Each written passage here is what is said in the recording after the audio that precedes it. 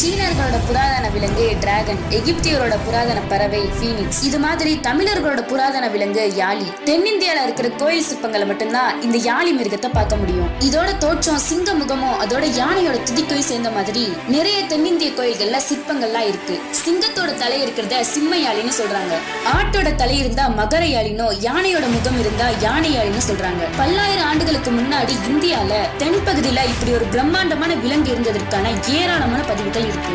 இந்த யாழி மிருகத்தை அடக்கி அது மேல வீரர்கள்லாம் வாளோட இருக்கிற மாதிரி சிற்பங்களும் இருக்கு. இந்த யாழிகளுக்காக தமிழர்கள்லாம் தனியா ஒரு வரிசையை கோவில் கோபுரத்துல ஒதுக்கிருக்காங்க.